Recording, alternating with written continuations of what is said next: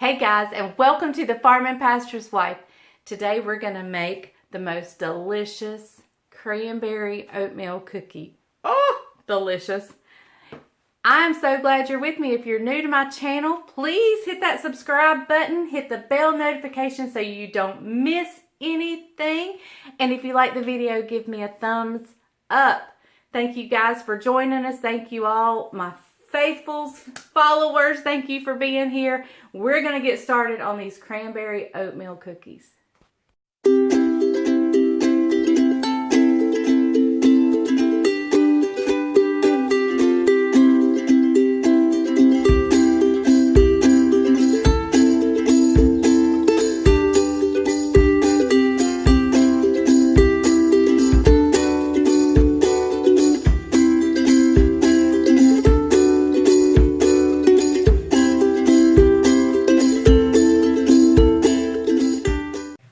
Okay guys, I've got 3 eggs here. I'm just going to crack into any kind of container that'll hold eggs and hold your cranberries. So 3 eggs. Alright, I'm going to also add in a good amount of vanilla. And we're going to give this a good whisk.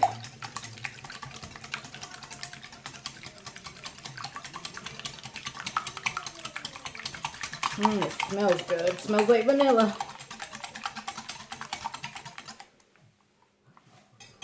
Alright, now that I've got that beaten up, I'm going to add in my 1.5 cups of cranberries. And I'm going to get them all pushed down in there where they're soaked good. We're going to stick this in the refrigerator, or you can leave it out, either one. We're going to leave it for an hour. We're going to at least get an hour of soak on it. So I'll have time to clean the kitchen and get it clean before we move on to the next step. So we just let these soak for an hour. Okay guys, so as you can tell, it's a whole nother day. The exciting things that took place in my day yesterday kind of took on a whole new life of their own, and everything just kind of exploded in a good way. And I'll share more about that at the end of the video. That way if you're interested, you hang around and listen to it. If not, you're just here for the cookies, then you can quit watching at that point. So anyway, I'm putting on an apron because I've got a black shirt on and I'm dealing with flour. Not only am I going to put my apron on, but I'm going to put my kitchen scarf on as well. Okay, I want to show you guys, I'm going to get my pans ready. I bought these on Amazon, and so we're trying them today. They are like pre-cut parchment sheets, and I haven't even opened them, so we're going to open them. And that means I don't have to fold, I don't have to cut, hopefully.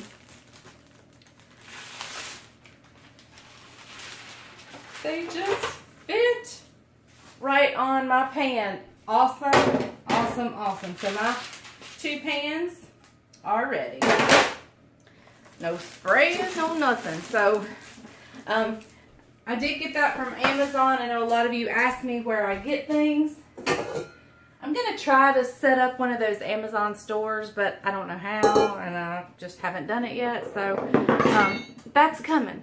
So okay guys, so the first thing we're going to do is in my mixer bowl, you know, I have my raisins and my eggs in there and vanilla. They've soaked. I've never soaked them overnight before, so they're good and soaked. So we're going to put in 2 sticks of softened butter, room temperature butter, and it's good and softened. It's very soft. Okay. In with that, we're going to put, whoops, sorry guys, I drug y'all around. Alright, so in with that, we're going to put in a cup of brown sugar. Now this has 2 cups of sugar in it. We're just doing a cup of brown and a cup of white. And if you think that is too much sugar, it is not for me, it's perfect for me. But if you think that's too much sugar, and you want to cut back, then cut back on the white sugar. Don't cut back on the brown sugar. And we're doing a cup of white sugar. Because that brown sugar has the molasses and stuff in it that gives it some extra moisture and helps the cookie. So, I'm going to get this over here. I don't know if you guys can see what I'm doing.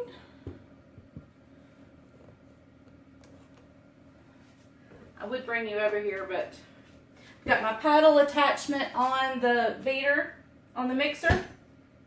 Lock it, and we're going to let that cream together. Let me get out my other ingredients and I'll be right back. Okay, so here in my batter bowl I have 2½ cups of all-purpose flour. I'm going to add 2 teaspoons of baking soda. 1, 2. I'm also going to add in 2 teaspoons of cinnamon. Y'all, I'm looking at my cranberries and I'm wondering, do I need to add 1 more egg? Because it really soaked it up. You know, I did it overnight. And this cinnamon is where you can vary your recipe. If you like a little more cinnamon or if you like less cinnamon, you have at your cinnamon the way you want it. Okay, and I'm just going to kind of stir that around. And we're going to go over here to the mixer, and I'm just going to add this in 1 scoop at a time and just get it incorporated into what looks like a cookie dough. Okay guys, it's a pretty stiff dough, so now I'm going to cut it off and I'm going to add my raisins, and I'm going to see if I need to add another egg. Okay guys, that really seemed to loosen it up. I did not add an extra egg. What I did was, instead of adding an egg, I just gave an extra little splash of vanilla, and that we were good. So now I'm going to add in 2 cups of oats, and we will be finished with our dough. I have quick oats, but it really doesn't matter. You just use what you have. I'm going to add in the 2 cups in the mixer. Just get it mixed up, and then we're going to scoop it out on our tray. My oven is preheated to 350, and so we are just about done. Okay guys, you ready to see this beautiful dough? Now I know I said early on in the video I was going to take half this dough and add white chocolate chips. Well, guess who doesn't have white chocolate chips? So, we're not going to do it with half of them, although I think that would be really good. Some of you guys, I think on my last video when doing these, suggested that. I thought I had white chocolate chips, but I don't. So let me let you see this beautiful cookie dough. We're going to slide my pan over here with the parchment sheet. And I've just taken them out, and I'm doing 3 across.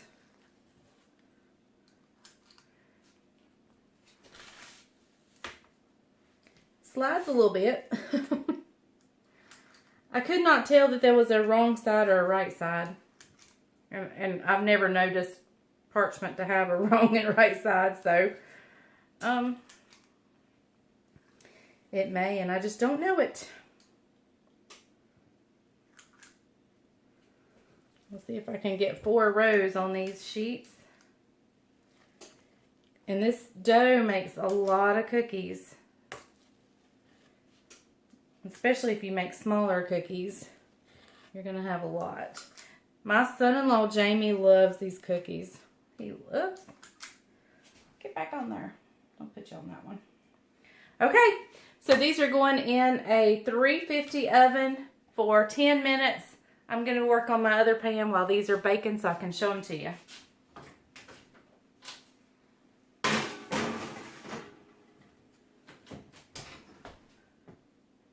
350 for 10 minutes. Okay guys, here they are. I think on my next batch I'm going to go and use my smaller scoop just so I have more cookies. And it'll take less time in the oven. Not much less, but that ended up being in there 11 minutes. So I think 11 minutes is good. We're going to let these cool for just a minute before I transfer them over to a rack to let them cool. And I'll get the rest going. And then we'll come back and I'll give you a tip, a frugal tip a saving money tip. And then we'll talk about the exciting stuff going on around here. Okay guys, here is the cookie. I've got another batch in the oven and one more fixing to go in, but I thought I'd go ahead and give it a taste for you. You can see it's crunchy on the outside, but look, soft on the inside. Oh, these are so good. So good. Brian's already come in and had 2 or 3. He said he just needs a glass of milk, and I think we're out of milk. Anyway, y'all got to try these cookies. They are delicious. Delicious. Great fall cookie. I usually have these on my Thanksgiving goodie table, so I'll probably be making another batch before long. But anyway, let me get these out, and I'll give you your frugal tip for the day, and then I'll tell you the exciting news going on around here. Okay guys, well this recipe made me 48 really big, and when I say big, I mean really big cookies. So it made 48 big cookies. So you could go smaller and make a ton more. So let me give you my frugal tip. Now y'all, when I talk frugal, that's like saying sweet nothings in Bryant's ears. He loves it when I talk frugal. So we're going to talk frugal. Just a minute. Parchment, whether you buy it like I did in the sheets or if you buy it in the roll, is not the most inexpensive thing you can buy. Sometimes it is fairly pricey. So I'm going to show you, if you're going to make another batch of these cookies in the foreseeable future, how to get a new life out of your parchment paper. Okay, we're going to take our parchment, our used parchment, and we're going to take a paper towel, and we're just going to wipe all the crumbs off and any of that excess butter. We're just going to get that off. We're going to fold it up. We're going to stick it in a Ziploc bag. If you make a lot of different kinds of cookies, you can label the bag like, and I don't mind making a different kind of cookie on this parchment. But if there's like a lot of cinnamon or a lot of flavors going on, you may want to write what kind of cookie this was that you made on it, just so that's the same parchment you pull out when you make the next ones. But you're going to zip this up and stick it in the freezer, and your parchment paper is good for another use. And you can do that several times just until the parchment gets a little too, iffy. But that's a good way to save a little dollar. I don't need to save these right now because there's 200 sheets in that pack, and I'll never use 200 sheets this holiday season. So anyway, just a tip in case you don't like buying parchment and you want it to go a little further. Brian, see, I told you he come around the window and looked at me, and because I was talking frugal stuff. All right, so let me tell you about the exciting stuff going on here. Probably last year or the year before, we talked about doing a remodel. And we talked about it, and we talked about it, we talked about it, but we never put any legs to it or motion behind it. Well, then we kind of just set it on the back burner and said, nah. So then we started talking about a pool, putting a pool in for the kids and the grandkids, and we actually put some motion behind that. We had somebody come out and talk to us, and we called around several places to get them to put, we were ready. Come dig the hole and put the pool in. Well, everybody's putting a pool in. So they're backed up for a year to 2 years. So we can't get a pool by next summer or anything. So then we started thinking, we really need to remodel. Our bathroom floor is it has those stick tiles, and they're kind of bubbling up, and the bathtub is the same bathtub that was put in here when it was built in 1951. It is still the same masonite on the wall. It's old. It's yucky looking. I clean it, but it's just yucky looking. The The cast iron tub is chipping, and we've had it reglazed, but it continues to chip. And so we are doing a remodel. And we actually put legs to it yesterday. We actually had the guy come out here, look at it. We talked to him, and he's going to be here the Monday after Thanksgiving to start in the bathroom. We're going to finish that up. And then I told him I'll be ready the day after Christmas for the kitchen and the living room area and the office area. He's going to kind of open this up, make me a bigger kitchen. And yes, I will be getting rid of my happy blue cabinets that don't shut. The doors don't, look, the doors do not shut. And yes, there's a lot of charm, there's a lot of history, there's a lot of sentiment behind these cabinets. We will not get rid of them, as far as Bryant's going to use them in his shop. But they're coming out of my kitchen. They do not function well at all for a kitchen, especially with me doing a cooking show. And so we will be remodeling in here, which means, how am I going to cook? I don't know. That's what I have a feeling. We'll be doing lots of crock pot meals for you guys. And we may be in here cooking while things are torn up. I don't know. I don't know how this goes. I don't know if I have to just like totally gut out the kitchen. I mean, I don't know. I have a feeling I'll have to totally gut out the kitchen. But I can go to Caroline's and cook. And so we will do something. And I'll be taking you along every step of the way of this remodel. When I'll be pulling my hair out, when I'll be getting ready to kill Bryant, or he's getting ready to kill me because I keep saying, I want this, I want this, I want this. I went and picked out my stove yesterday. I mean, I didn't buy it, but I picked out the kind I want. And we went last night to look at a bathroom vanity. And so that's where we're going today, to look for a bathroom vanity. And so I'm excited. I'm excited.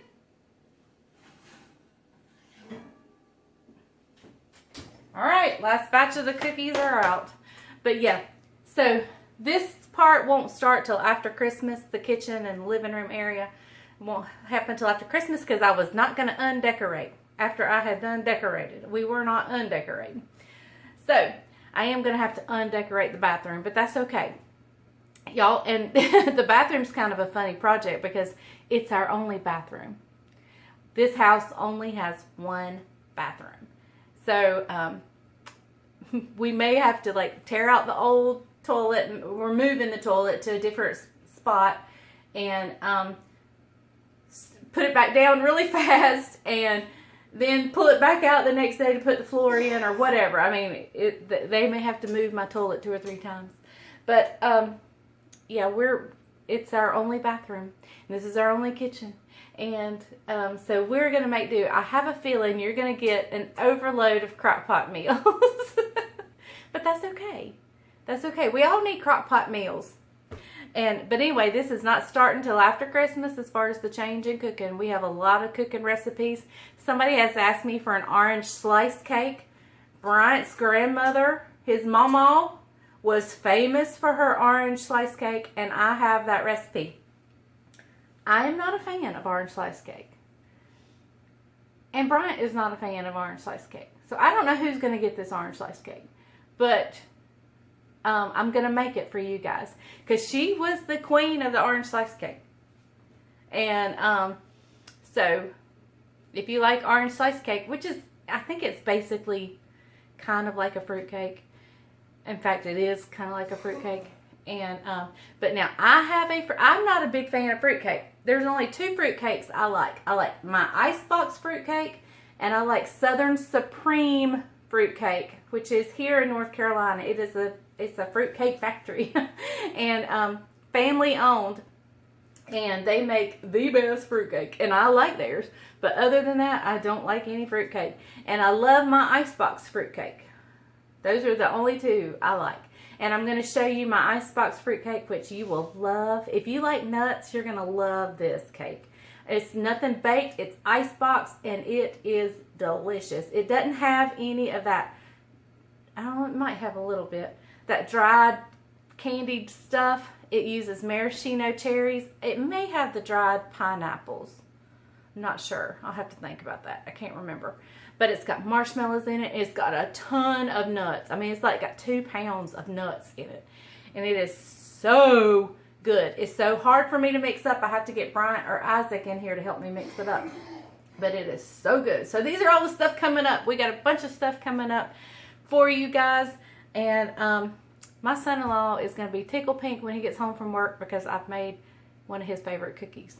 So thank you guys for watching The Farming Pastor's Wife. I'm excited about the remodel. I'll do a before and after video and of the remodel, and I'll take you along as I go shopping for things. So I got a lot of stuff to do. So we got plenty of videos coming.